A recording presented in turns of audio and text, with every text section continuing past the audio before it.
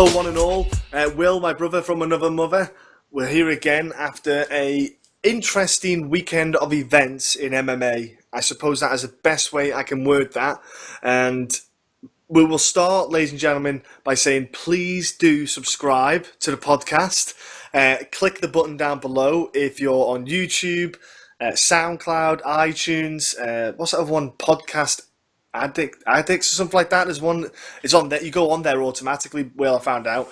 Yeah, whatever format you're using, click the subscribe button. Again, if you have any questions for us relating to any fights coming up, any MMA related questions, stick them down. If there's non-MMA related questions, we'll probably answer that as well, to be honest with you, because we don't mind. We're open guys. So stick anything you want down below in the comment section, and follow our Twitter, Facebook, Instagram, and yeah, follow them free. MMA Huddle. And join in, interact. That's what we're all about, people. And Will, let's get started with UFC Gdansk. After that's just happened, we'll touch on the KSW event in Dublin the weekend. We'll also touch on Bellator that happened quickly. Then we'll go on to Cage Warriors, which is going on this weekend, and the UFC, which is going on this weekend. And obviously your questions at the end, ladies and gentlemen, which we are thankful for every week. Okay, so this weekend gone by, UFC Gdansk, some shenanigans going on at the weigh-ins. A fight was pulled not because Anthony Hamilton retired before he got on the scales, which everyone was saying about, but his opponent, Voracek, he's a guy who supports a football team or soccer to obviously people in the world, and this is how stupid people are who really like football. This is the epitome of morons. They went down there because they're ultra fans, because they're violent, they like to have scraps, went down to the weigh-ins to basically cause a riot, essentially. And so the UFC took the smart decision, pulled the fight away because of what could happen at the event, because you don't know what could happen. So they pulled the fight off there, thankfully. Then you had the reschedule into Sydney. There was riot police at the weigh-ins. Never heard of anything like that before in my life, Will. We've been to UFC events and we've never heard and seen, like, our friends were there, they took pictures, never heard or seen anything like that. Absolutely bonkers. Crazy. That shows you, like, Poland, I've known, I think if you're in Europe, you know about these ultras. I had people in America, I was like, what are these ultras? I'm like, these guys are legit, like, crazy. Absolutely, they will do the worst thing to you they possibly can. If you support a rival team and they know about it. But it's like, the one thing we'll say is, we were talking about this before we came on, if you haven't seen, I think it's like a 30-second clip of when these guys went to the weigh-ins and the camera pans to Aljamain Sterling, Mike Perry and Dan Hardy.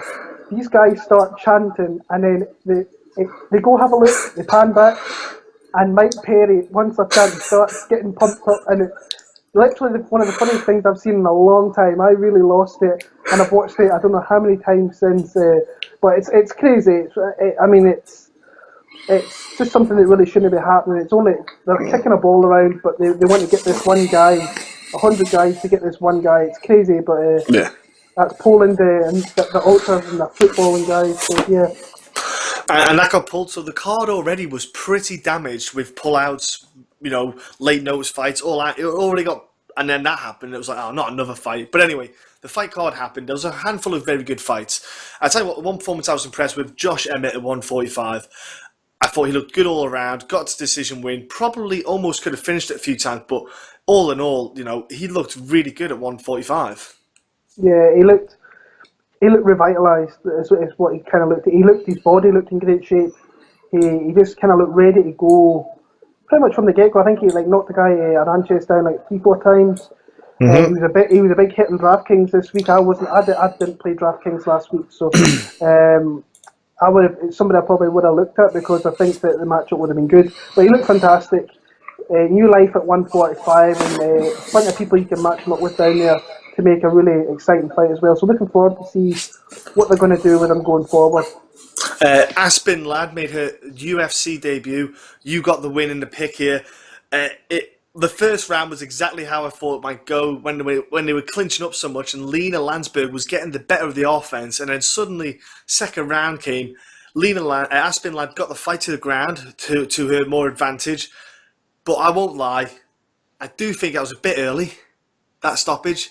Like, I don't know if it was her yelling or yapping, like she was shouting when she was striking, because there wasn't that many clean shots landing. And Lena Landsberg did get the half guard. She got back to mount again, but she was constantly moving. She wasn't staying there. And not many clean shots. Like, I was a bit tentative on I think there was a bit of a questionable stoppage, to be fair. I would have wanted to see some more clean shots land. But Aspinall gets a TKO finish on her debut. Good on her. She's young. She's still going to grow in that game. Hopefully they don't push her up too quick again. Hopefully they just build her up right. Yeah, I'm with you there. I think it was one of the ones I was pretty confident about. Honestly, I thought that she's got a little bit of a ceiling where she can definitely progress. She's a young girl coming through, and what I've seen her before, that she's a really tough, kind of well-rounded girl. So Landsberg, she's been around a long time. We maybe see her in the UFC again. I think we probably will. But a nice win for Ladd. She's going to move further up. But I don't think she's that good. But I think she can definitely win numerous fights in the UFC. Yeah, definitely. She'd be like a one or two wins, loss, one or two wins, loss kind of thing, like a record year. Yeah. So another kind of last minute change of what happened in the card. We had Wally Alves getting his win against Tuaria, and to be fair, it was a good win for Alves, but because he was going up against an unknown, and that was one of the things you got to be. Even though Wally Alves would have been heavy favourite, when you're going against someone who you don't know that much about, you're not trained specifically for, maybe he was cautious enough to get and did enough to get the win. Like, I know it wasn't the most exciting fight to watch, but Wally was just being smart. He was just being a smart fighter, and he did the right thing. Hopefully, Salim will come back again. I thought he did a good showing, and we'll probably see a bit more from him. Yeah, Alves. I think in an interview I watched after he was actually really. This was a big fight for him because he thought he had to win this one. He could have been out of the UFC, so it was one of those big kind of pressure point fights where he really had to get the win no matter what. Doesn't matter if he looked good or if he looked bad. He just needed the win. And fair play to Ari, who came in there really short notice. I think it was like 4 or 5 days. Gave a good account of himself, but against someone who's got a lot more experience within the UFC, Ultimate Fighter, Brazil, and so on. A win for Wally Alves. I'm sure we'll probably see him fighting back in Brazil early next year, and a win's a win for him. So it's nice to get him back and winning, and hopefully we'll see him very, very soon again. One of the fights that was kind of more seen as the promising fight of the whole card, Andre Fili and Artem Lobov, kind of fell flat again. You know, it was. Do you know what? Apart from the head kick bit, which was whoa, holy crap. Not much else kind of sticks out. You know, Artem Lobov, who usually is the guy who's the aggressor, he just felt wasn't pulling that trigger. Just really, really, I don't know what happened. Rabbit in the headlights moment. Maybe he just wasn't thinking. I don't know if it was Conor there shouting from the side and coming round. I don't know, but it just didn't seem to be the Artem we've watched before. Obviously, you saw the post status that he put out there as well, where he doesn't know what he's going to do next. And like Dana's always said, and many people say, when you got one mind out the door, you must go out the door. But you know, Andre Fili getting the win, you know, big thing for Andre getting that win, especially away from off home soil as well, going across. It's always good to get a win like that. So I was happy for Andre, but at the same time, felt a bit sorry for Lobov because there's a lot more in him than we saw there. Yeah, there is. I think Lobov's overachieved in the UFC. In all honesty, I think that. I mean, he went on tough. He won fights on there. Came into the UFC. He won fights there. Geez, he got to main event a card at Belfast. It was probably the biggest fight on the card. Like for us fans, it was really loud. It was Conor was there again, and it was just it was a pretty special moment actually seeing like Belfast getting behind Artem and really giving him a push. And if he steps away now, I don't think it's a bad thing. I don't want to see him go on fighting, coming back over to Europe and fighting guys in any division. I think he's set out what he was going to achieve. Went into the UFC, did his best. Andre Fili, he's one of those guys. I really like Andre, but I think next time out, I'll probably, depending on opponent, I'll probably pick against him. So I don't seem to see much kind of progress. Only progress I see with Untitled Chapter is like every time he comes back, he has a new tattoo, and his body's getting more and more filled with tattoos. Is what I seem to see. So, yeah, a good win for him coming, especially coming over to Europe. I think it's a nice win for him, and I like the way he was jaw-jacking at Conor as well. I thought he was taking the piss at Conor. I actually quite enjoyed that. I like when people kind of do that, go after McGregor, because McGregor is the man for of the sport. But these guys, like, doesn't matter what level you're at, are just taking shots. And I love it. So yeah, fair play him for that. And next up, bro, you had Ramazan Emeev beat Sam Alvey, and again, it was a fight to forget. Sam Alvey, though, to be fair, ladies and gentlemen, if you don't know, he didn't make weight. Now, he had a huge weight cut on a very short notice. Like, I think about... People don't realise, it wasn't a 2 weeks notice, because he had to travel stateside to Poland, so you've got to take into account two days out of his kind of notice period, because if you're travelling, weight cutting doesn't happen. It's very difficult to. Then when he had to settle into time difference, etc., so he tried to make weight. He missed weight. Only, no one's having a go at Sam Alvey either, because that guy isn't that kind of... He's not that kind of guy. He did his best to make the weight, short notice fight, stepped up and all that. Kudos to him, but he looked awful. Like, I know Sam Alvey has a way to make some fights look bad. He looked really bored. Like, he didn't look disinterested. Didn't look like he was even bothered. Emeev talked about cutting down to 170 though. Will Emeev has already. I think that's a smart move. He did look good at 185. He didn't look bad against Sam Alvey at all. He looked like some good speed, some good strength. If Emeev can make 170 in a good way, he could be an absolute nightmare in that division. Because I think 185. I think Emeev, as higher he goes, he'll just get crushed. Yeah, that division's full of killers.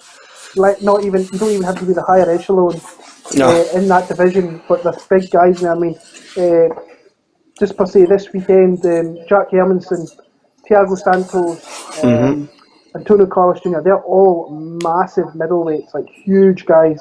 So I don't think he's in that kind of realm of being like a big guy. So the drop down to 170 is probably best for him. This fight was terrible. Not going to sugarcoat it. It was absolutely horrible. Like you said, a big props to Sam Alvey, because there are some fighters that would have come over and just pretty much refused to cut the weight or like try as hard. You could tell when he was weighing in that guy literally tried to make weight, and he gave everything to do to get even close. But Sam Alvey fights are just horrible to watch. Hopefully they change going forward, but yeah, I win for Emeev. Hopefully we see him at 170 in 2018. We'll see what he's got to offer down there. Definitely. I think this next fight, though, was literally a contrast. It flipped the script, and Keller against Stasiak was an absolute cracking fight. I absolutely loved this fight. It was amazing, Will, to watch. Like, you must have been buzzing as well, mate, watching it. Yeah, it was just a good back and forward fight. I liked it. I really enjoyed it. I thought that Stasiak came out very, very quick, hit him with that spinning back kick, hurt him, and then he decided to go for a takedown. I know. Like, what are you doing? Yes. He had him against the cage. I was like unloading him, trying to take him out, and then I think he blew his gas tanks trying to go for those takedowns and completely wore himself out. And then Kelleher came into it and then got himself a lovely finish, and both guys got themselves fight of the night. So a win-win for both guys. I know that Stasiak lost, but he got himself a nice bit of extra cash in his back pocket. But Kelleher's, I think, another one of these guys who's going to. He's going to win one, he's going to lose one, he's going to win one. I can totally see that with him. So, but I mean, coming over to Poland, beating your hometown guy, a nice win.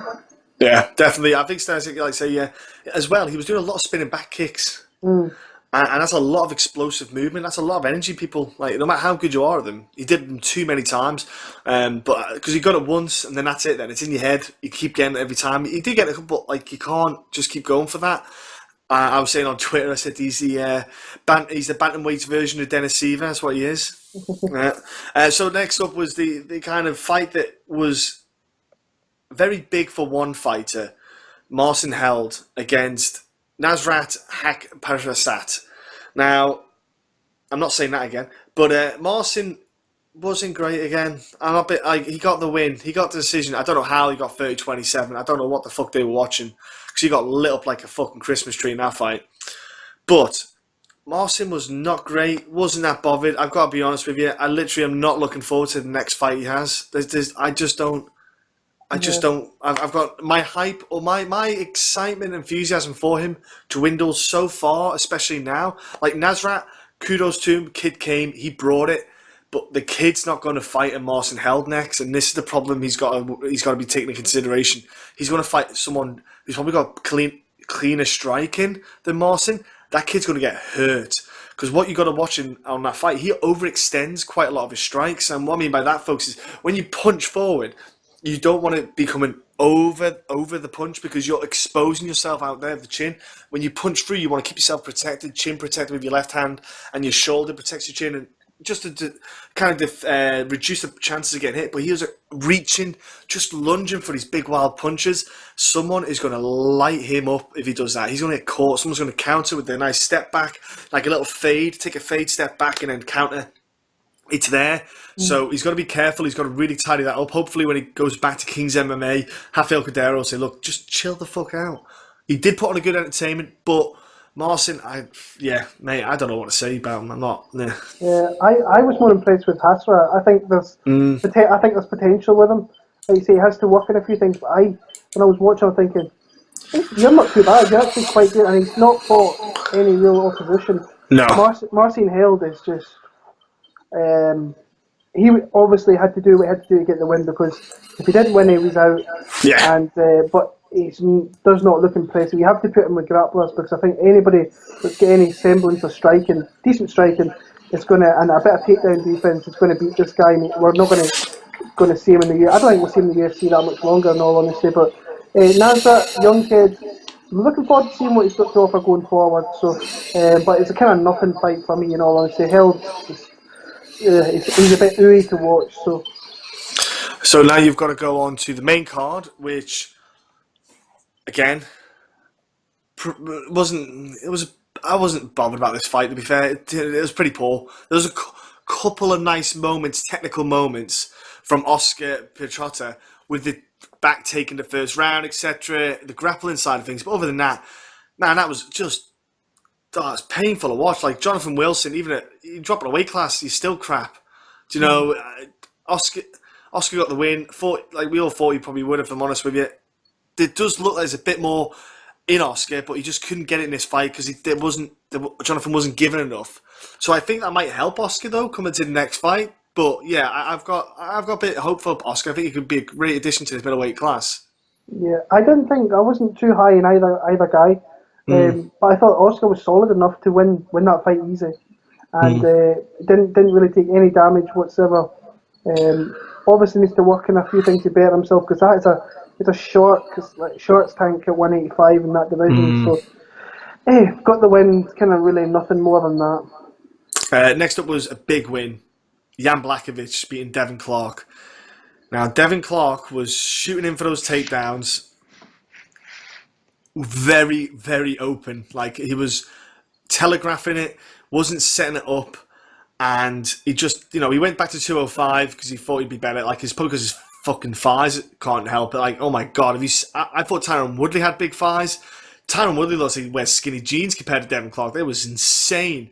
But then you've got, like, Jan Blachowicz obviously working on his takedown defense, got that nailed down, and he looked just like a man who knew that he needed the win, but at the same time, he was more free in this fight, just wild, just going for it. I think maybe because Devin, the striking wasn't there from Devin, so he felt a bit more open. Like the body shot that Jan Blachowicz landed really made a difference.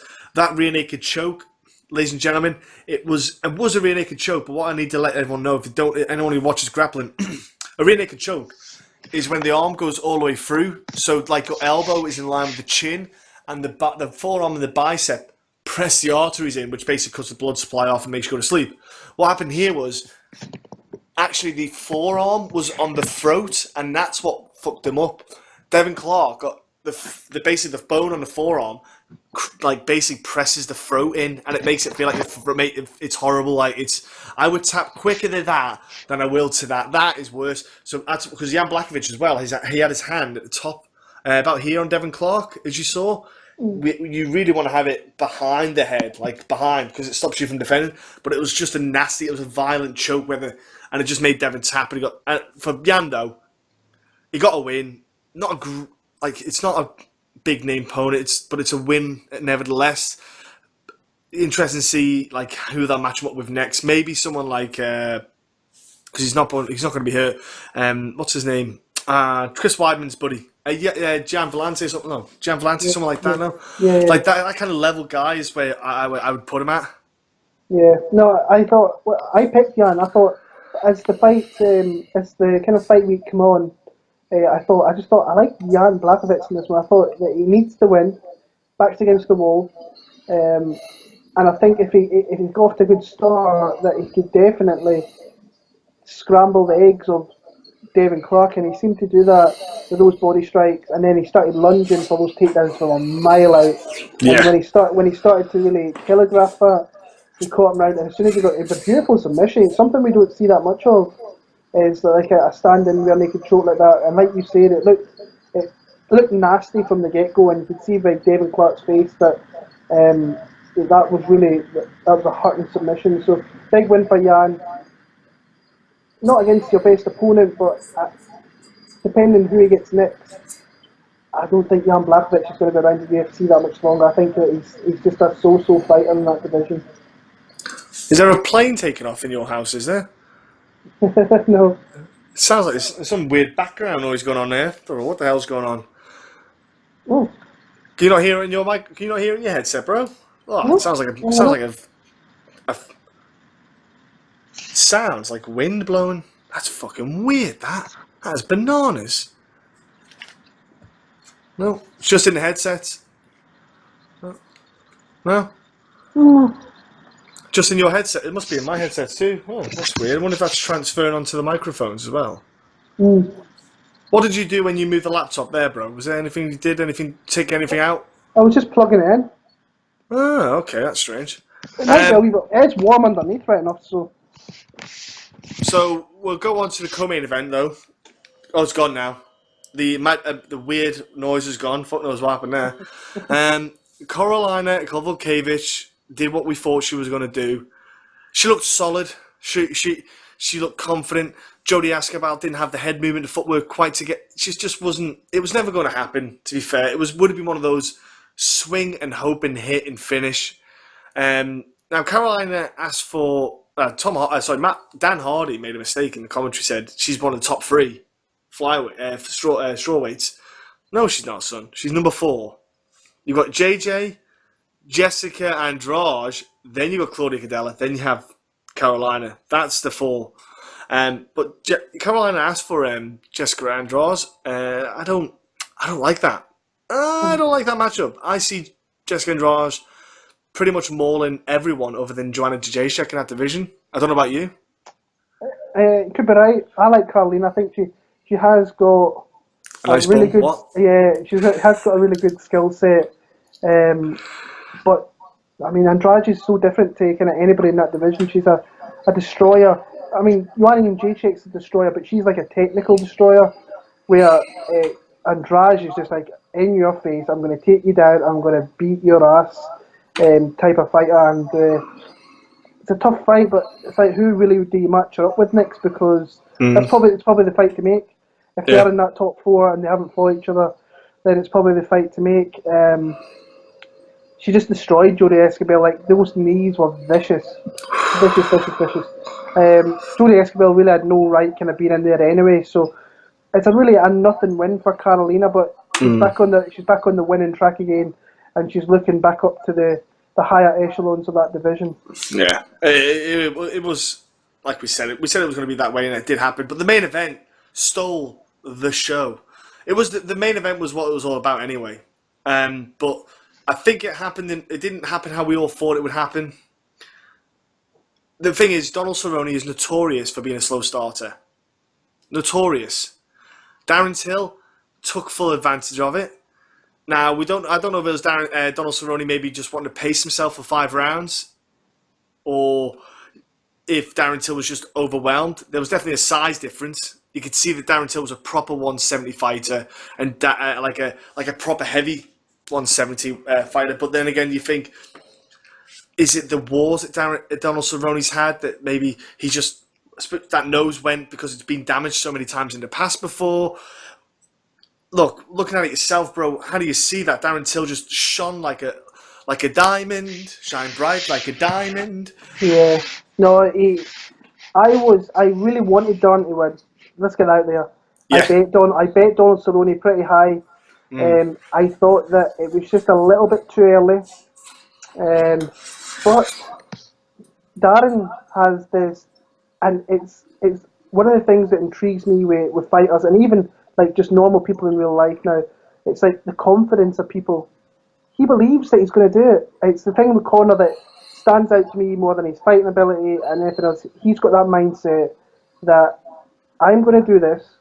I'm going to win. I don't care what you say, what you say, what you say.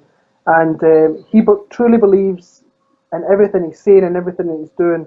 And I wasn't. I was at work and I thought, right, I'm going to have a look because it was the only time I looked at the whole entire card because it was about 10 o'clock at night and I wanted to see how this main event went. Because it was my biggest bet of the night as well. I wanted to see if I'd won some money.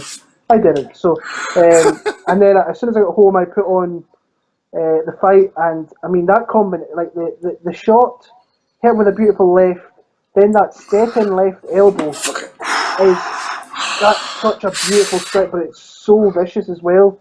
And from there, Cerrone he's like, oh fuck, I'm in trouble here. Went down, and Darren Till, that's a huge win. I mean, what I like about like fighters like that, he's got a city behind him. That's what Conor had. Conor had Dublin. Us Scottish fans, we support our fighters, but we don't really, like, as a city, get behind fighters, or a nation even. But like Liverpool, they get behind it. He had people there supporting them. You could hear them. Yeah. That's big for a fighter to have those people there. So, and then there was the whole Mike Perry thing, which I thought was fair dues to Mike Perry, because you can tell he's a guy that likes to fight, wants to fight. Like we were speaking beforehand, I think, I don't know if did anybody ask a question about what next for Till? No, I don't believe so. No, they didn't know. Let's talk what we think's next for Darren Till, because we were talking about this beforehand. I think that they should pull that Ponzinibbio Perry fight. I think they should move Kamaru Usman from a kind of nothing fight against Emil Mek to that Ponzinibbio fight, and then they should make Perry against Till in Liverpool in early 2018. They're going to London. Yeah. Scratch London. Yeah. Who cares about it? Just go to Liverpool. If they don't make this fight now, I really don't see the opportunity where they could go to Liverpool with a legit guy who's got a little bit of hype behind him. Paddy's got hype, but not so much now that he's lost. And I don't think he's ever going to capture that hype in the UFC. I've just got a feeling Darren Till's got legit hype behind him, and the city's behind him. Now is the time to go to Liverpool. If they don't do it, I think it's going to be a sore win. It's 5 months away, which is not that long. No. Make the fight, because I'll be there. I will buy tickets from you right now. If you told me you were going to Liverpool, I think it's March 31st or something next year. I could be wrong. I will be in Liverpool for that 4 or 5 days. If you put that fight on there, and I'm sure you will as well. My bank account would like it to be in Liverpool rather than London. They have to make it in Liverpool. They've not done a UFC in Liverpool before, which is scandalous, because they would have sold out every time beforehand. The Echo Arena, ideal place. There is a ton of hotels near the Echo Arena as well, along the front. It's too easy to hold an event there. Cage Warriors do it because it's accessible. I don't understand it. They've got an airport, everything. It's not like it's in the middle of nowhere. It's not like they're going down to Stoke. They're not going down to Stoke, for fuck's sake. It's an accessible place in the UK for them, with a fan base there. And I've said before, they've got the Cage Warriors card coming up now. If Chris Fishgold can win, you've got Chris Fishgold, Paddy Pimblett potentially, you've got Molly McCann as well, you've got Darren Till, you've got Danny Roberts. There's 5 there straight away who you could pick from the pot on that card. They'd all be literally biting your arm off to get on that card. Some great names. I know Lee Chadwick is going for a middleweight title, but I wouldn't put him on there. Myself, I wouldn't sign him. But anyway, there's 5 guys there. and girl. Apologies, but I think it makes too much sense to put it on now. Like Darren Till, like you say, they should rearrange those fights exactly how you just said it. I don't know what they were thinking with some of the matchmaking, but they need to make that happen, bro. Need to. Yeah, no, it's for the longest. Like I'm talking 5 years. I've been talking mad shit. Like getting the UFC to come to Liverpool. Liverpool is one of my favourite cities in the entire UK. If not, I like in the UK and Ireland. I love Dublin, but Liverpool is a really cool place. And like you said, all the infrastructure's there to make this happen. I really hope they make it happen early next year because the time is now. Time is now to jump on an opportunity like this. It kind of baffles me how they've been to like Birmingham and Nottingham. We haven't had too many fighters come out of there. Maybe Dan Hardy for Nottingham and so on. But you've had One. Terry, Paul Sass, Yeah. Paul Taylor, Paul Kelly. They had guys like that in the past, but never had the opportunity to fight at home. Now's the time to make it happen. Get assassinated back. Yeah, yeah. Yeah, definitely, bro. And I think that would be awesome. So the Poland card happened. It was that fight. You know what? The way Till performed, that card needed that performance for people to talk about the card, so to speak. Because I think that card otherwise would have got right under the radar on social media if it hadn't. But yeah, we're going to talk as well. You had at the weekend, you had Bellator. The one fight to really talk about on that card, because a lot of fights got fucked up. The main event, Musashi against Shelemenko. Musashi should have just absolutely destroyed Shelemenko, but it did not happen. Like the massive eye injury, like he got, I don't know if he got an eye poke, including with some striking, because it looked like it just closed up too quick, but I don't know. Just scraped a decision win, Musashi did. Now, if I'm honest, Bellator needed him to win. Like, they needed him to win, because, like, Shelemenko is a guy who's not got too many fights left. They needed that Gegard Mousasi win. I'm hoping that maybe it was just the fact that he just wasn't mentally on point that day, just peaked too early, maybe in his fight camp, and then hopefully in the next fight he'll just start to bring it, because we know what Gegard can do. Like, we've seen it live. He's an absolute savage. So hopefully we can see a revised Gegard after this fight. But yeah, lucky break there for Bellator with that fight. Yeah, it was because these like UFC, like there's a little bit of a curse coming with these fighters coming from the UFC. It seems I don't know whether they maybe think it's a little bit easier, or well, I don't think Musashi would ever think like that because he's been around for so long. But like you said, the Bellator needed him to win that fight because the middleweight division and probably the 205 division kind of depended on it. So nice win from him, but I think Shlemenko I think he was a little bit pissed that he lost that fight, and I think he's got every right to maybe feel that as well. So yeah, he's appealing. He's appealing, but he won't get it. So yeah, I wouldn't be surprised. It wouldn't surprise me if they rematched them two again. Yeah, I don't think they should, but it wouldn't surprise me. No, it wouldn't, just so to please Shelemenko, so to speak, their former champ.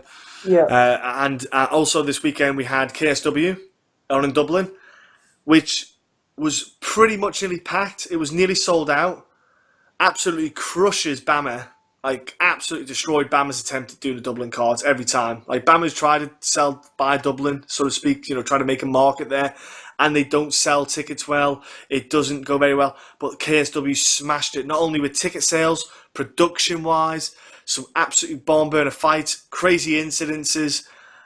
It was, all in all, not a bad event for them, to be fair. They'll probably come back to Dublin again. Yeah, like I said before, I never got the opportunity to watch majority of this live.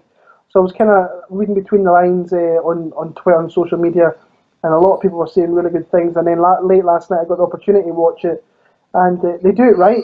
They must admit they really do it right. I think I've never been to an event, so I'm obviously thinking that UFC's at the top. But there's many good people that we follow on social media that talk about KSW as being really high level with the fights, the production. And I thoroughly enjoyed it. I thought it was a really good card. I think there's a huge Polish contingent in Ireland. You could hear them, so that was pretty crazy. My biggest takeaway for the night was Ariana Lipski. I really think she's got a huge amount of potential if she ever comes to the UFC, and depending who's the champion. I think she could make her way at the top of that division. I really think she could. Really, really, like, she calls herself the Violence Queen. I love that nickname, and it suits her well. So hopefully we'll see her again. I'm sure she's on great money at KSW.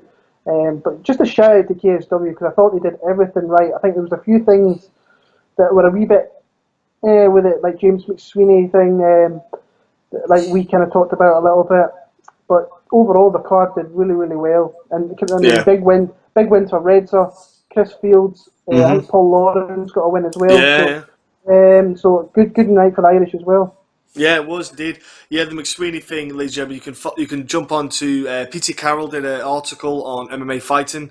You can read about that. Check on that on there because there's quite a bit into it. To be fair, it'd be quite a long discussion, and I think PT pretty much writes a pretty good article about it all. And obviously Garmont being a dirty bastard is another one.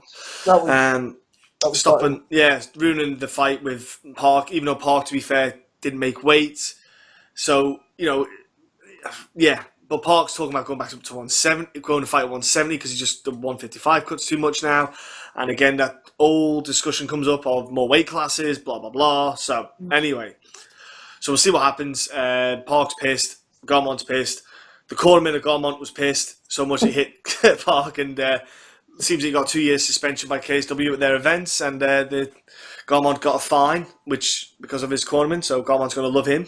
Anyway, so we're going to go forward now to Cage Warriors going on this weekend in Liverpool. And again, this is huge for every guy on that card who is, I want to say Liverpool-based or like some form of a Scouser with this Till win, because the hype train of the card going down is going to be there to happen for them.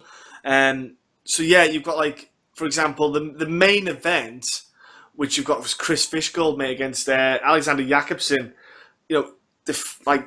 Fishgold has defended his belt twice. He defends it third time, he gets to keep the belt. But also, I think if he defends it, he now goes on to the UFC. Because how many guys do you see in Cage Warriors defend their belt that many times, mate? Yeah. You don't often see it, you know. I quite like the fact that we're actually seeing someone who's establishing himself on the regional scene, defending his belt multiple times to kind of cement himself in that place. Yeah, I like the matchup. I think I'm a big fan of Fishgold. I still think that his record's a wee bit deceiving. I think, but he's beat everybody pretty much that has been put in front of him.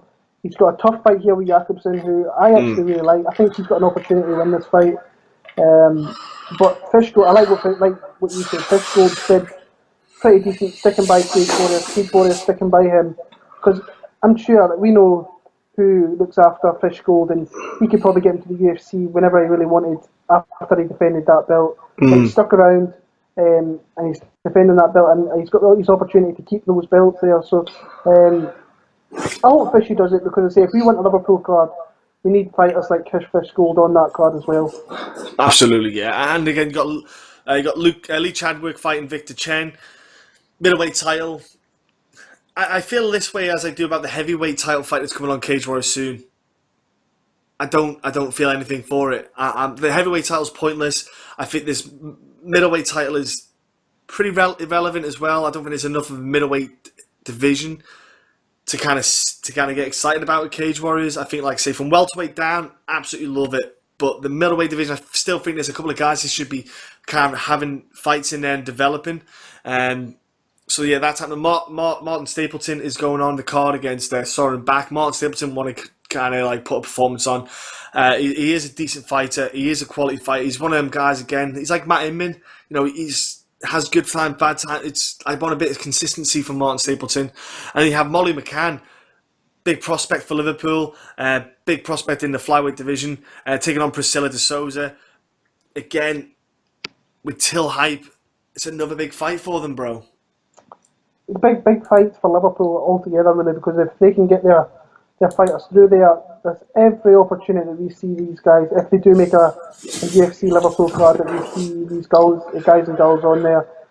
Molly, I think, if she wins this fight, she will definitely get the call up to the UFC. I think that, especially with the new 125 division, she's a perfect person to put in there for a European card, especially in the UK. It's just made for Molly McCann. I remember, I actually think she was in Belfast last year, and I recognised her face. And then I Yes, she actually spoke was. to her. I feel like Yeah. she was there with Amanda Cooper, I think it was. Yeah. And she was like hoping for just to like have a big 2017, win all her fights, and hopefully get a chance. So yeah, really, I like the Stapleton that fight. It's a really, really solid card. It's a shame about Paddy having to fall off the card, Mm. but it's still. I really like the Paul McBain, Sam Spencer fight. Of course, I'm looking at the Scottish guy, but Jack Grant against Perry Goodwin, I think it's a good fight as well. Really good fights. Yeah, some good fights on that card. So that again, you can watch that on BT Sport, obviously Fight Pass, Free Sport. There's good options there. Tune into Cage Warriors. We'll always big up Cage Warriors because they do put on those top quality cards. Unlike, if I'm brutally honest, not too much like Bama. Anyway, let's go to the UFC card happening down in Brazil, which is way fucking awesome card. This card is mustard, mate. Absolutely, I tell you. When I look at the cards up to the end of the year, this is one of the best cards. It legitimately is a fantastic card. There's a couple of fights on there that there's always one or two fights, but the fight at the start, I think I'm not sure 100% of the fight card structure, but I believe it's going to be Christian Colombo against Marcelo Golm. How Marcelo got in the UFC, I'm not 100% sure yet. He's very young in his MMA career. He's not that great, if I'm brutally honest with you, and I think Colombo should really walk away with this. He should, but I picked Marcelo just because I don't think Colombo's that good either. Yeah, But I can see Colombo's been poor, yeah. I can totally see where you're coming from. I mean, he's a young guy. All his wins on the first round against not good guys. No. But I just felt really bad.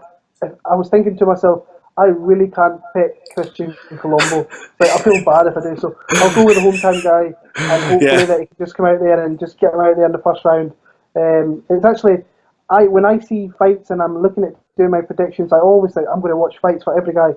I literally watched one fight from Christian Colombo, and that was the Yaya Stanhope fight. Painful. Oh, Terrible. It's so was hard. absolutely. It was a bolly to watch. Yeah. So I didn't look much into that fight, but yeah, I'm going with Marcelo Golm. I'm going with the Brazilian to win in Brazil. This next fight, I'm absolutely pumped about. I think it's a fantastic fight. Gerard Brooks against Figueiredo. Yep, there we go. I almost there again. Right, Figo has got a hell of a punch on him. That dude is powerful for that weight class. Gerard Brooks, solid wrestler, solid grappler, but Figueiredo is so good all around. Like I think I think Figueiredo, in my opinion, can actually go quite far in this division. Gerald Brooks, he's a very good fighter again. I think it's probably one of the best fights on the card, bro. It's a really, that's what I'm saying. This card, the solid fight. Take that first fight out, which is the worst fight in the card. Yeah. Pretty much every other fight from there on out is a really, it's one of the best fight night cards of 2017. And this is, I'm a little bit surprised this is on Fight Pass. This is one that should be on the prelims at least. But see, I don't make the decisions for that. But I love this fight. I think that it's going to be all action from the minute go. Figueiredo, whatever his name is, I call him Alcantara because I know that he trained with the Alcantara brothers. So if you watch his fights before he was in the UFC, crazy fight. He gets dropped 2 times in a fight. He drops the other guy 2 times. So it's like absolutely crazy. I like Jared Brooks. I think he's got those nerves. I thought he looked really nervous in his first fight in the UFC. I think that Alcantara's aggression is going to work against him here. And I think that Jared Brooks' takedown, his grappling, his control is going to be too much across the 3 rounds. And he's just going to really dominate him with his grappling. I think both these guys are really good guys for the division. I think Brooks has got a higher ceiling, in my opinion. But this is a fun fight. Like I love fights when you're matching up. It's the same with who was it? Duke and Juan Stamen. I like when you put guys like this together, and this is another one of these occasions. I like Brooks, but I think it could be a really, really solid fight. Yeah, I think everyone is in for a great time, especially for on DraftKings. I imagine both of these are going to be good for you for scoring because both of them are just you got to get some good points. Brooks is going to be a heavy, heavy guy on DraftKings, I think. So, yeah. I love it. Honestly, I love that matchup. I was when I look at, like say, when you review the card, you research it. That fight, I was already jacked about. I'm jacked about the other fights, but don't worry, that one got me going. Again, I love the lower weight classes. So we have another. I think it's another great fight up. Santos versus Griffin. I legitimately think this is absolutely top draw fight. I think the two of them, kind of the stages where they're both at, I love it, honestly. I think Max Griffin is a quality. I think Max Griffin's actually really good. But I probably might go for Santos in this fight, if I'm honest with you. There as well, I do, it sounds silly, but that home advantage in that Brazil crowd, it's a bit bananas. Like, to be fair, like, I know that Max Griffin made his debut against Colby Covington, which is a tough fight, and he only lost in the third round. That's not bad. That's not a bad way to go in your debut fight. But then he turned it around, came back and got his own win. I'd probably still go with again. It's that home advantage does make a difference. I'd probably go with Santos in this one. Santos is a guy that I think people need to keep an eye on. I like watching this guy fight. Really, he should be 4-0 in the UFC because I thought he probably beat Nicholas Dalby in his first fight, which it was really close. I was happy that Dalby won, in all honesty, because split Nicholas decision. good dude. And plus being in Brazil, that he lost that decision as well, which was weird. But then he's reeled off 3 straight wins. The guy is really aggressive. He hits really hard, and he's beat good guys. I mean, Keita Nakamura is a guy that I rate quite highly just for the fact that he's awkward. He's a veteran who's been around for a long time. He can switch things up on you really quickly. And the win over Lyman Good, going to New York, his backyard, beating him there as well, and dropping him a couple of times as well. So I like him in this one. I think Max Griffin is another guy that I've watched before the UFC. He used to fight in the West Coast Fighting Championships, which actually a fight promotion that if you're looking at watching fights, you should go and check that out because a lot of the alpha male guys come through there. I mean, he got that short notice fight with Colby Covington and gave a good account of himself, kind of got thrown around a little bit, came back against Eric Montana, who I don't think is that good, but I think he's getting a huge step up here with Zaleski in Brazil. I think Zaleski can knock him out. I think they're going to come out swinging, and I think Zaleski dos Santos is going to catch him with a big shot and put him down. Yeah, it's going to be an awesome fight, that one. Yeah. I'm super stoked for that one.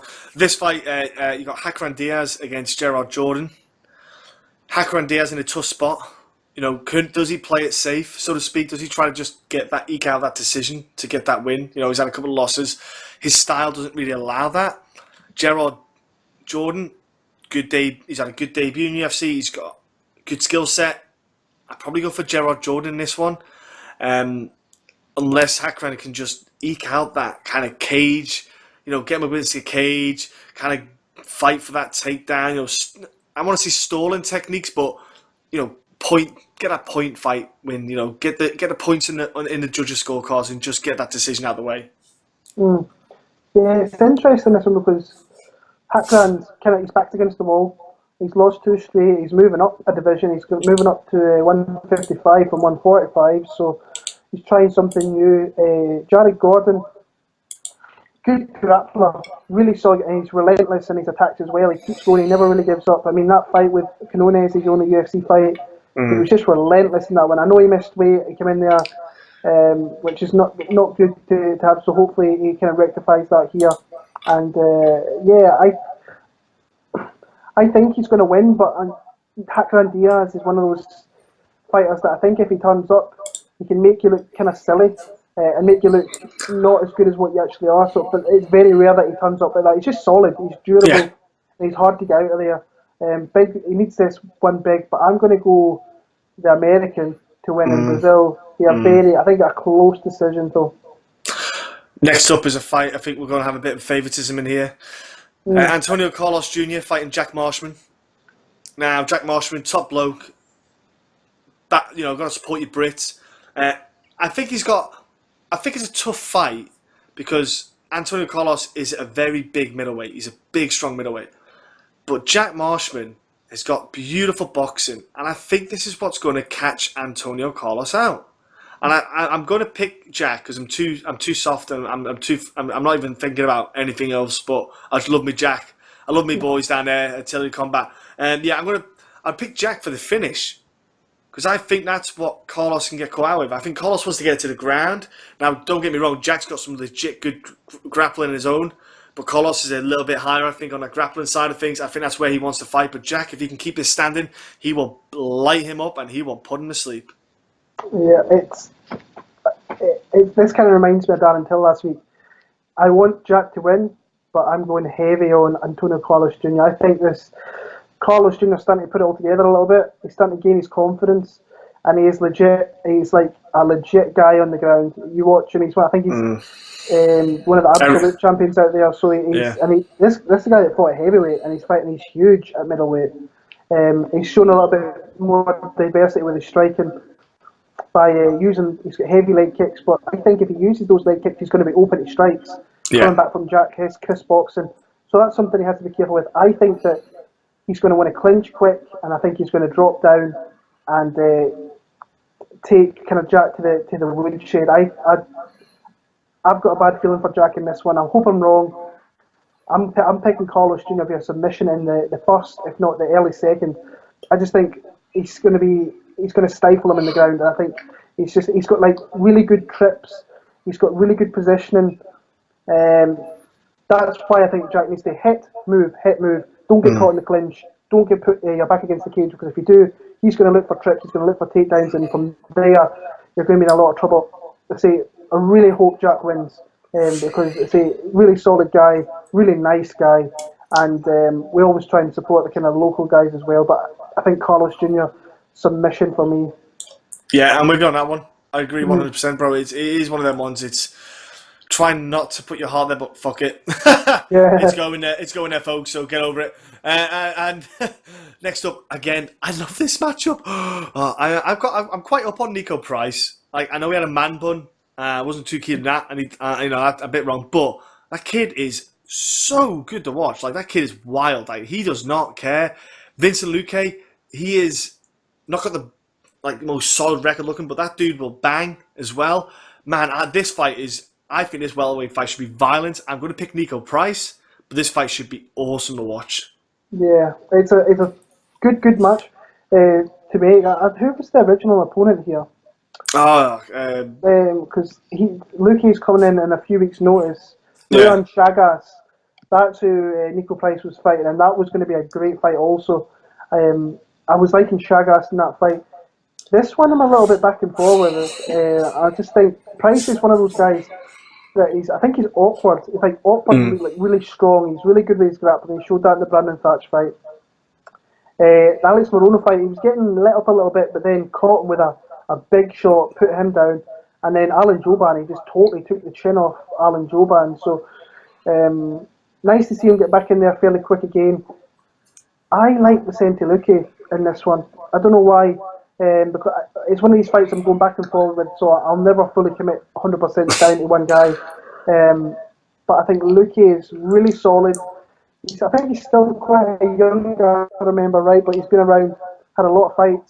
Ultimate Fighter. Who did he lose to? He lost to Leon Edwards last time out, who is a guy I think is a top 15 guy. In Brazil, I think this is going to be a scrap. I think it's going to be close. I can see Nico Price winning at least one scorecard. I'm going a very close split decision win for Vicente Luque, but it's really close matchup, a great matchup. Yeah, it is. It's awesome. Then you go to the main card. I'll say the word. Jon Lineker. Anytime you hear that name, people, you know what's coming. I'm a man who just walks forward and swings and doesn't give a fuck. That is Jon Lineker. He doesn't think about his gas tank. He doesn't think about anything else other than just trying to take your soul. I love watching Jon Lineker for that reason only. Marlon Vera, this is a fight for him. Like, for Marlon Vera to beat Jon Lineker, this is huge for him, for his career. If he can I'm not saying put him away, but if he can do something like that, that would be a massive thing, that. But I love this matchup because you're going to see, again, this is a problem I feel bad for Jon Lineker because you've got a long guy against a really short guy. I think that might cause a bit of a factor. I think Marlon might keep the long with the kicks and try and keep him at distance. But damn, I'm looking forward to this fight, bro. Yeah, I like Chito Vera. I was literally before I come on here, I made my prediction videos, which is out on YouTube now. I'll put the link in the description below. shameless plug. But I was looking at it and I was like, I really love the story of Marlon Vera. I love the fact that he's trying to do everything for his daughter. She's got that really weird condition where she can't smile, which must be. I know with my little one, like literally, she smiles at everything, and it just melts me. And not having an opportunity to see that must be really tough for a guy like that. coming off a couple of wins as well. I think he's in a 3-fight win streak. Came over to London and wrecked Brad Pickett's Yeah. parade in his last fight there, and then beat Brian Kelleher last time out. But this is John Lineker. Like, John Lineker is one of those guys that when I hear he's got a fight lined up, I cannot wait to see, for the simple fact that the guy literally comes forward, he's got no neck, and he's out to the stare, and he starts swinging. And it doesn't matter who it is, he tries it with everybody. Now, Yeah. last time out against TJ Dillashaw, TJ was far too technical, far too fast, far too crisp. And that's going to happen. But this guy beats legit guys across various divisions as well. So if he could sort out... The one thing with John Lineker, the story that I always think of, when he fought in Manchester... On when would that be? There's big Munoz. That was a Munoz and Machida card. He's only 27 years old as well, which is crazy. I know. The night before the weigh-ins, we were standing in the foyer of the hotel, and there was this little guy walking up there, and he comes through the door, pulls his hood down, and it was John Lineker with 2 16-inch pizzas the night before weigh-ins, just absolutely destroying these pizzas, and it's one of the. I was like, weight going to be okay? He's like, yeah, it'll be fine. Of course, comes in like 5 pounds overweight, and then misses weight drastically, but then comes out and absolutely destroys Phil Harris. But beating guys like Ian McCall, Francisco Rivera, Rob Font, Michael McDonald, John Dodson, legit guys, good fighters. I just think he's gonna come out there, and I think he's gonna hurt Marlon a little bit. But you can never count out Marlon Vera either. But I like Lineker on this one. Yeah, it's going to be insane. I can't wait. Another awesome middleweight matchup: Jacobsen against Thiago Santos. Oh yes, I'm loving this already. I'm quite excited by Thiago Santos. I know he's in the past he's kind of had a couple of bumps, but I kind of get a feeling that he's starting to click. Now, Jacobsen is tough as nails, and he will stand and trade with him. But Thiago Santos hits fucking hard. I mean, he does not hold back on anything he throws. And I think that's the difference in this fight. I think this is what might catch Jacobsen out a little bit, and I think it might overwhelm him. And I think this is what I think Thiago Santos. I'm probably picking him on this. Yeah, I'm picking Thiago as well, and this is one of the hard ones that I've struggled with a little bit, because I think Jack's shown that when he puts it together, he's a really dangerous opponent for anybody. Now, I know he beat Alex Nicholson and Brad Scott, which tough guys, but there's levels. I think that Thiago is a little bit of a level above those guys. I can see this fight going 2 ways. I can see Thiago being really hard on the feet and hitting him with some big shots. I think Jack's really hard to put away, first of all, so I don't see him really getting put down. But I can also see Jack Hermanson breaking him with that pressure that he has, and huge ground and pound. I mean, he's got some thunderous ground and pound. If he gets top position or a position to throw any type of strikes, Thiago Santos, I can see him shelling up and potentially getting finished. But I think I like Thiago Santos. I think it's going to be close, but I like Thiago Santos. We've got 2 veterans in the UFC fighting. Francisco Trinaldo against Jim Miller. Anytime Jim Miller fights, again, I get excited because do you know what? Either Jim Miller is just a fighter. He's a fans fighter. You know, he'll always come to bring a fight. He doesn't really want to do it. He's not a boring fighter, and that's what I love about him. And especially if he goes to the ground, which I expected to do, because Trinaldo's that kind of fighter who want to try and maybe get it down to the ground. Jim Miller is a motherfucker on the ground. Like, he is deadly, absolutely deadly if you go on him on the ground. So I'm pumped for this fight. I do see probably Francisco Trinaldo taking it. I don't know why, but I do see him taking it. I think Jim's on that kind of cusp of the decline, so to speak, in his career, that kind of faltering bit. And Trinaldo is a monster on the ground as well, with good kind of wrestling, not just jiu-jitsu, but the wrestling he has is he keeps you compact, keeps you from doing stuff. But yeah, I'm looking forward to it, man. Yeah.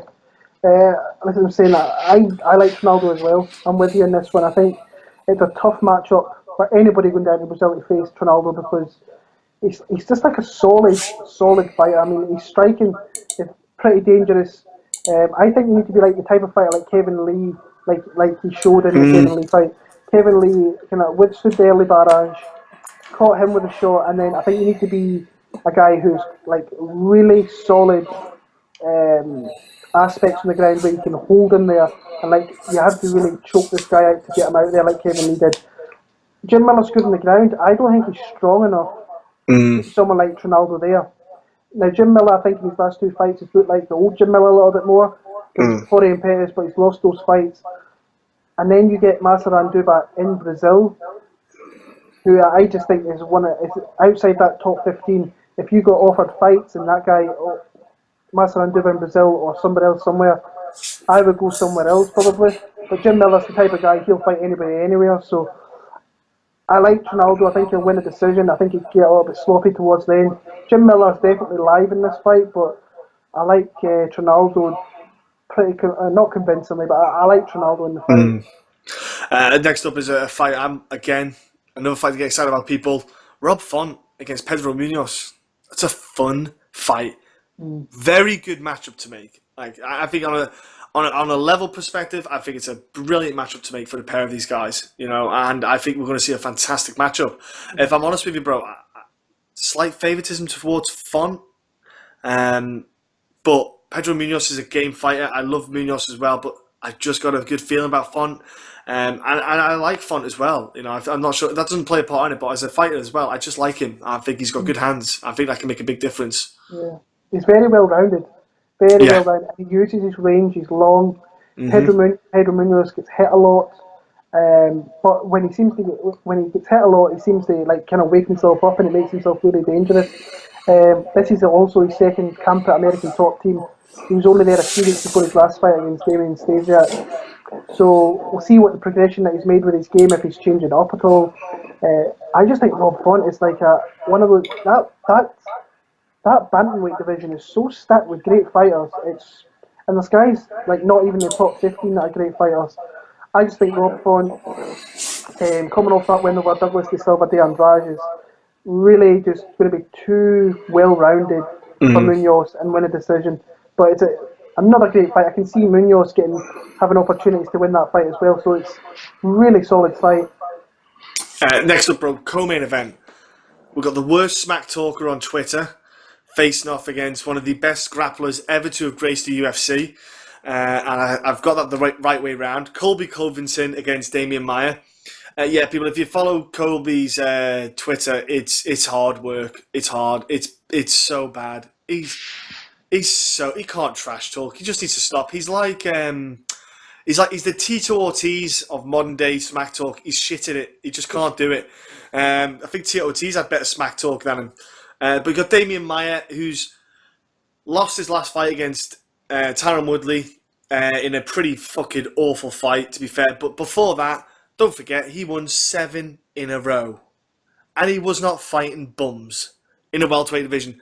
Colby Covington is going very high up now, another level. He's fighting, he thinks he's going to just absolutely demolish Damian Maia. I know Damian Maia's not young. I know he's not, in his prime, but I'm picking Damian Maia all day long because he is still that good. Yeah. We are matching picks in this card pretty much. I like Damian Maia as well, and I think it's crazy. He's a big underdog. Well, big. I saw that. Yeah, I saw the odds. Yeah, he was up at plus 170. I think he's down to plus 150 now. This How? It's a weird one because Covington, his offensive wrestling is incredible. It really is. He's not going to win the offensive grapple with the king of grappling. So we're going to see in this fight what Colby Covington's defensive wrestling is all about. If his defensive wrestling is as good as his offensive wrestling, then Covington could be the real deal. I'll be honest with you, he could be. And he's putting his strikes together as well. It's something that in the Dong Young Kim fight, in my video, I say he needs to prove to me that he can beat a legit top 15 guy. And beating Dong Young Kim is actually a pretty good opponent for Colby Covington now that I think about it. But Damian Maia is one of these, he's one of the last of the dying breed of specialised skill sets where it doesn't take him much. No. And then before you know it, you're tapping out or you're already out. He's going to he's going to, like, in the fight with Tyron Woodley, he was shooting a lot and from like really far out. Yeah. And I think if he had more time to deal with that, to get ready for that fight, he might have got some takedowns. Tyron Woodley is like vastly underrated when it comes to like his takedown game and his defense. I don't think Covington is going to be nowhere near as good as Tyron Woodley in that aspect. So Colby needs to strike with Damian Maia, and Maia, although it really offers nothing on the feet, he sets it up well. He does enough to set up his takedowns. Yeah. And I see Damian Maia absolutely finding a takedown and submitting this guy and shutting him up. Now, I will say, I've met Colby Covington, I met him in Las Vegas, and he is the nicest dude in the world, but his trash talking is absolute dog shit. I mean, it makes me cringe every time. Yeah. He put out a video last time, and I was cringing my tits off at it. I was literally, this was me, I was like licking, I was like, oh, he didn't just do that. He didn't just do that. It's so hard, isn't it? It's horrible. It's fucking, I hate it. Covington thinks this is a good matchup for him.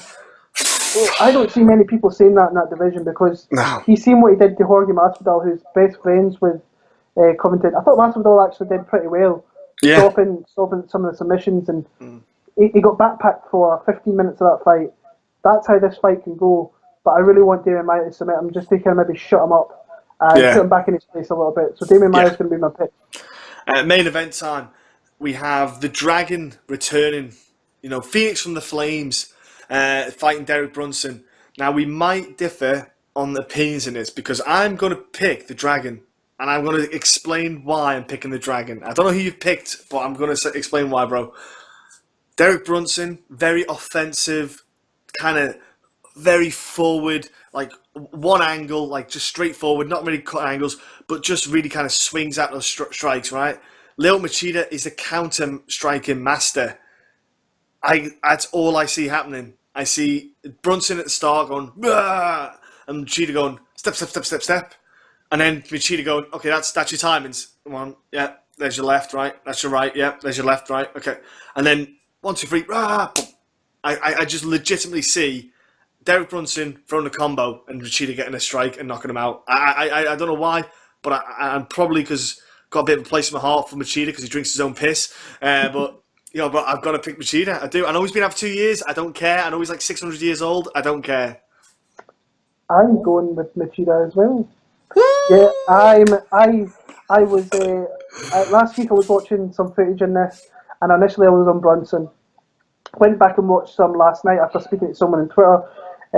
He just says rewatch it and try and just sit down, no sound, nothing.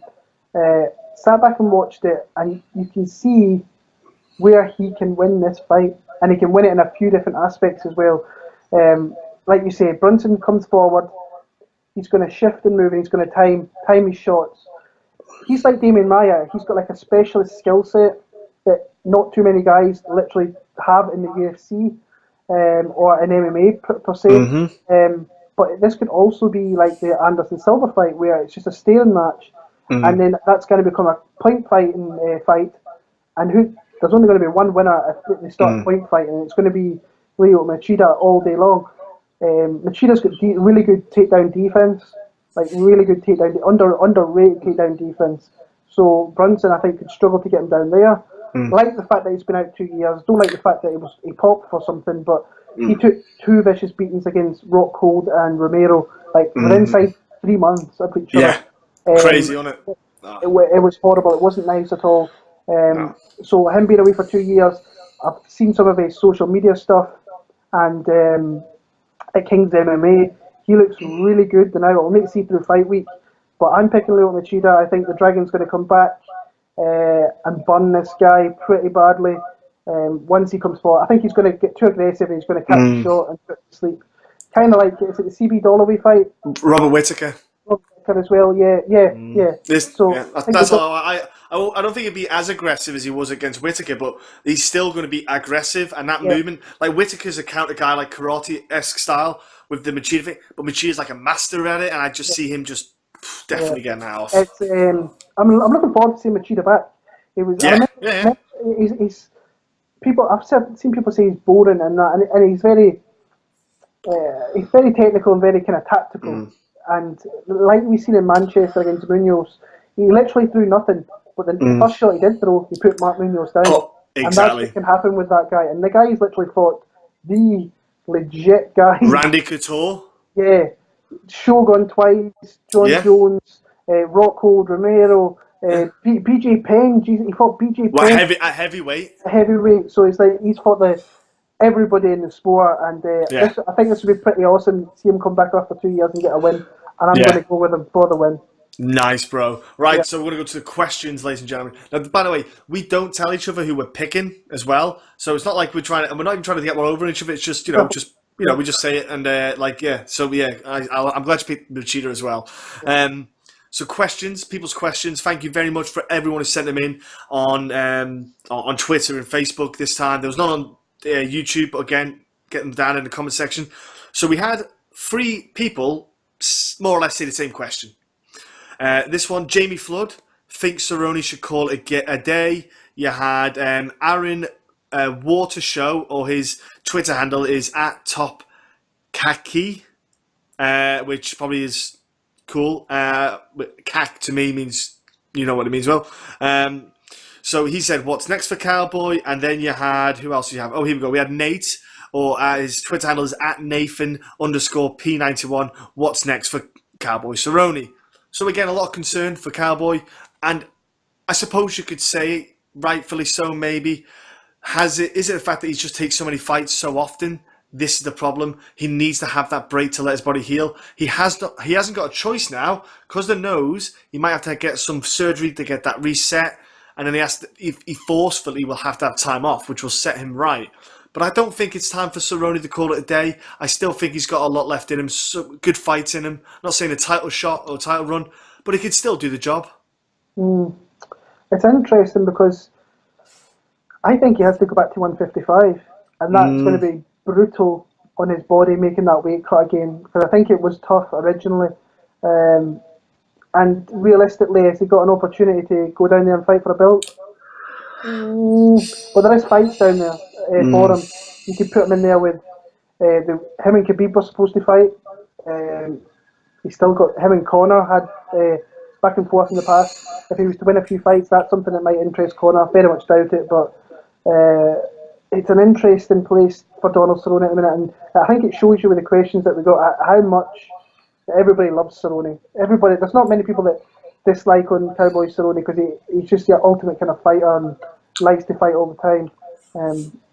I think he has to go back to 155. I don't think he can stick around at 170 anymore, and I can see him becoming a gatekeeper at 155 and potentially losing a couple more fights. I don't think we're going to see Cerrone that much longer in the sport. No. But I can see him becoming like a gatekeeper at 155, which he will hate. Yeah. You know? He won't like that, but I think that's what's going to happen. You got Pettis and Poirier down there as well at 155. Yeah. Stylistically, I know there's fights before happen. There's rematches for Donald Cerrone to have. I think it would still be entertainment-wise. But yeah, I think it's an option he might want to look at 170. There is some fights there he could still have, though. But yeah, like you say, if he wants to maybe go a little bit longer, he probably wants to go down to 155. The 170 fights, they might end a bit more violently and not in the way he wants it to.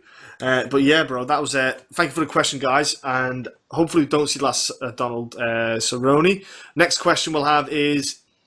Here we go. So, a friend of ours called Greg, who loved the UFC 204 card last year. Every second of it, didn't he? It was a great time for Greg. His Twitter handle is UK1 Man Wolfpack. Awesome matchup, bro, here. Till versus Wonderboy. Can't believe nobody is calling this fight. Thoughts? Yeah. I think it's a fucking matchup to make. Not yet. When you look at the standings, I would probably say, especially because if Wonderboy wins, you can't really match him up in that fight. But if Wonderboy loses, depending on how he loses, obviously he doesn't get knocked out. If he gets maybe submitted or decision, and it's not a too brutal decision, maybe you could do Wonderboy until in Liverpool. Maybe it's an option. It's a good fight to make. I'm still not sold on Darren Till yet. I think he's still a young guy. 24. Yeah. I still think there's things he really needs to work on. and beating Don Cerrone at this time in his career, although being huge, still doesn't. It's weird because he is a good fighter, but I just don't think he's in that upper echelon yet. But actually, I never even thought of that fight. But that's a really good fight. Really good, both really good strikers, and like we were talking about with special skill sets, Wonderboy's one of those fighters as well. So, and I think Till has similar offense to that, not as high level, I don't think, as Wonderboy, but makes a great fight nonetheless. Yeah, it would be. And I think, like I say, if anything, depending on how the Wonderboy result goes, you never know. That's another name out there. So next up we have here we go. Well, Sydney Chung did ask for the predictions on the Kobe Covington and the Rob Font fight, and his Twitter handle is at Sydney Chung1. We did that before, ladies and gentlemen. Just want to give him a shout out, but thanks for the question, bro. Last two questions are from some absolute wally called Adam Sean. I don't know if you've heard about him, Will, but his Twitter handle is at Adam Sean 292. No, all jokes aside, him and the boys did a great thing at the UFC Gdansk card. I just want to give a shout out to them. They did a fan meet-up because UFC used to do like fan club meets. So they have a couple of guests, like guest fighters, come and do questions and stuff. They went and did their own Facebook page. They had people from Sweden, Norway, Poland, obviously, Germany, all around Europe meet up for drinks and just a social MMA event. And they all hung out together. Aljamain Sterling came down to join them all for a drink, like a top man that he is, fucking legend. And they just had a nice time. I think it was John Gooden or someone like that sorted posters out for them as well, which didn't have to, but he did it because he's a top bloke, John Gooden, and I love him a bit. Do you know what I mean? So credit to Adam on doing that stuff and the boys. So here we go, folks. Questions. MMA/UFC usually better than other sports for fan interaction, which is very true. But past few years, we've seen a decline in fan events. Why? Question mark. Or is this important? Question mark. I think it is important, Will. It's what made the market. It's how you got people into the sport, how you got people interested with the accessibility of being to meet the fighters, talk to the fighters, hang with them, etc. And I think that is huge. Do I think that they've maybe got that market now and they're happy and they think we don't need to bother now, we've got what we need? I think partly due to that. Do I think it's partly because they're just being tight bastards with their money? I think it's partly due to that. UFC Fight Club was awesome. The fan interaction, Will. Do you feel that possibly the UFC used it at first as a good marketing ploy to get interaction with fans, to get people to kind of join the UFC, so to speak, as a fan and the money, and they've got that kind of market now. They don't need it. They go, okay, cool, we're getting 10,000 every time. Don't need to bother with that now. They're going to get the 10,000 tickets sold. Forget that. Also cutting costs as well. I don't know why. Like, won't cost that much to bring a couple of fighters over. Let's be brutally honest. Don't get me wrong. Aljamain Sterling and Mike Perry, some good names having the Poland card, but I felt like UFC 204, Damian Maia on his own. I love Damian Maia, don't get me wrong, but as a bit of a weak one, that. Especially pay-per-view, you think they at least have three decent names on there. They didn't really make the effort at the 204 card, I felt, just in general. Just the interaction's there for us, Will, because we kind of know the fighters, we know what to do, we know where to go, we know who to hang out with, we've got the connections with the people we know anyway. Like, I know UFC fighters, we talk to them all the time, etc. But if you're just a general fan, I think it's a bit harsh on the guys who don't know where to go, who don't know what they're looking for. What's your perception on it, bro? I think what Adam did at the weekend, it kind of says everything, really. People want the one thing that I like about this sport and is obviously the interaction with the fighters. Fighters always get a few bad eggs, but it's very rarely that kind of happens. But meeting up with fellow fight fans, that's where I met Adam. In fact, I maybe actually spoke to one here, but then I met him. Then there's Matt. There's all the boys that were there in Gdansk last week. And you meet those guys, and then you further on and you meet other people from other countries, and but there's just not enough.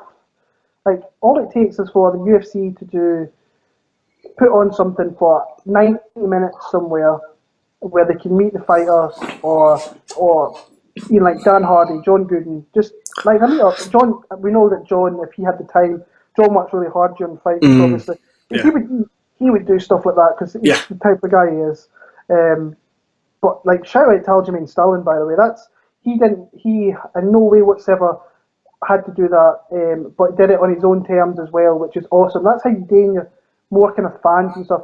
We were talking about this, like if Kevin Lee and Emil met in Glasgow, maybe a couple others, they would have did that. You know, they would have did that because we sat with them for an hour plus in the bar, and if we were to say like that, they would say like, sure. Something needs to be done because they've taken so much away and really given us nothing back. I mean, I used to collect the posters. Yes. And I probably still got them around somewhere.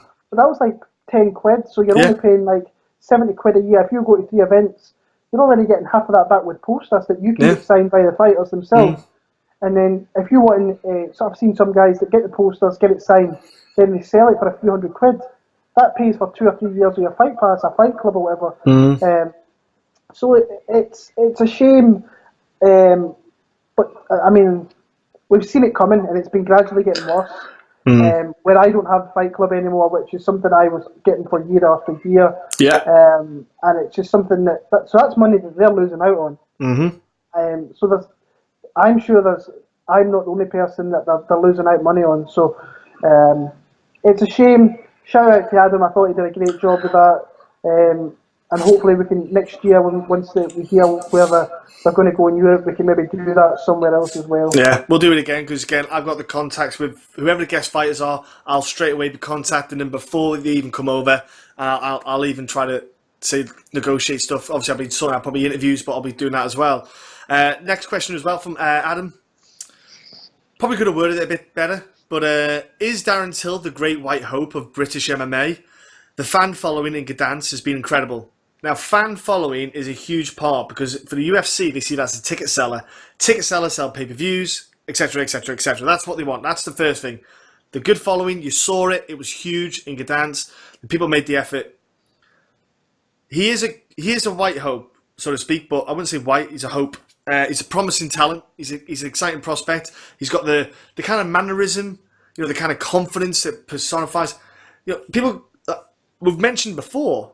Mr. Edwards, he's another welterweight doing well in his own right. He has got no personality, no charisma. Honestly, I'd get more joy out of a packet of cornflakes without milk than I would out of Rocky Edwards. He's just boring as fuck to me. But he's a very good fighter, and he's going to probably do really well in the welterweight division. But no one talks about him because he just doesn't know how to market himself. Darren Till knows how to talk, knows how to scrap. He's got that great package. Do I hope that, like you said before, bro, they don't push him too quick? I do hope that. I hope that he does get a bit of a pacing. Like, just slow it down a little bit. Like, don't put the hype train too quick because, the quicker you go up, you go down really fast. And we don't want that to happen. I think the UFC should make note of that as well and really market him the right way. Have this UFC London, UFC Liverpool card on, make a big effort with that. And, then help build that star in his own right in Liverpool by having that event. I think that's huge for them and huge for him, for the UFC alone. So, yeah, I think he's got it, but they've got to be very careful with how they do it. Yeah, he's a hope, like you said. He's another guy that the UK can get behind, and I think there's a few, like you were saying, I think it's just how you perceive yourself and how you put yourself out there. Like you said with Leon. Leon's just a quiet guy. Kind of keeps himself to himself, and that's it. Darren's a typical Scouser, exuberant, in your face, out there, tells you what he's going to do, and tell you how it's going to happen. The great hope. Who would we say is the great hope of British MMA? In my opinion, I think not enough gets said about Arnold Allen. No, I think Arnie is one of the. I just don't think people really still know who Arnold Allen is, and I think he's got so much more he can show. He's again the same though. He's quiet. Well, yeah, he is. He's on social media, folks. He is, and he's always posting. You meet him. Yeah, he's so Brilliant. sound. Love hanging out with him. Such a good crack. But he is quiet in his own right, like you say. He just does his thing, goes and has a great fight, and goes home, and that's it. And that's fine. But like you say, I think Edwards goes under the radar. I think Arnold Allen goes under the radar. These two British guys go under the radar, but they're doing their job. They just need to add that second bit. Now, remember how you had like Brett Johns went over to the the Performance Institute, but they had that. It's like also like teaching people how to look after their money, how to market themselves. Well, there you go. Like it is a case of sometimes it's just not in you to be like that, and I think that's just the case we find with some guys like Rory McDonald. Really isn't like that. You know, he's a very quiet guy himself. Sends a message every now and then, the blue moon, but generally he's quiet as anything. But he's a fucking monster. Yeah, if you can fight well, I think like people like Rory McDonald's a perfect example. Very quiet, but his fighting talks for him. Yeah, And he's a great fighter. Darren Till, so far, fights well, talks very well, and is very confident in himself. I do think there's better prospects in the UK, in the UFC at the minute. I'm a big advocate of Arnold Allen. I think he's a good fighter, really good fighter. And I'm still not convinced with Darren Till, but I'm very happy that he's in the position that he is in, because we need more guys like him. And he's sound. He's another sound guy. I met him in Dublin. Such a good guy. And you wish when you meet these guys and they are very accommodating towards you, you cannot help but like cheer on these guys and wish the very best for them, because they put in a shitload of work day in, day out, and that like they're so civil to the fans, and that's for us to get the access to go and speak to them and just like spend a couple of minutes. It's huge for us. So you're instantly wanting those guys to succeed, and I think he's a great hope. Hopefully he can push on from here. Not too quick, like you said, but he can push on and become a big star in the UFC. Because I mean, Bisping's kind of on the end of his run with the UFC. Yeah. Ross Pearson's getting to that stage. So some of the old guard of the UK MMA are starting to fade out, or they might fade out in the next year or two. We need that young crop of Arnold Allen, Paddy Pimblett if he comes in, Darren Till, Danny Roberts. Danny Roberts is my guy. I love Danny to bits. Top bloke. Absolute great guy to talk to. Yeah, So, great, do you know what about guy. Danny Roberts as well, when you meet him? Just that smile, that energy. Yeah. He's just a positive, happy human being. Love being around him. You know, every time you see him, you just get that smile. He's sound. Like, look at Scotland, mate. When he was dancing, right, when he saw us all that, and you know, you just can't help but love him the bits. It's a great guy. It's like we met him in the hotel, and I just had my baby girl 3 weeks beforehand, and he was great with me. He was so like accommodating and saying nice things. But then when he fought, his friend sat beside us. Remember? Yeah. That was brilliant. He's like, "How do you know Danny?" And how's like Danny's like, "Well, we follow him watching his fights, and he's just a top sound guy." So, but there is loads of really good fighters, young fighters as well. Your Tills, your Roberts. And so on. It's an interesting time for UK MMA with the Welsh boys. Let's not forget about them. Jack Shore's outside there. Brett Johns is one of the nicest guys I've ever met. Yeah. There's so many good guys within the sport. Stevie Ray, quiet guy, tries to do that as well. Such a lovely guy, lovely top bloke. Don't meet many bad guys, but they're all doing really good for UK MMA. A lot of prospects. Exciting times, folks. Exciting times. So that was this week's podcast. We'll be back next week for another, because to let you all know, UFC is on every week up until Christmas, obviously. So big, exciting times. Great cards coming up. Legitimately fantastic cards coming up. This end of the year, this quarter of the year is going to be fucking awesome for fight fans. And we're going to keep pumping out content, people. So thank you so much for your time. Enjoy your week, and we'll speak to you soon.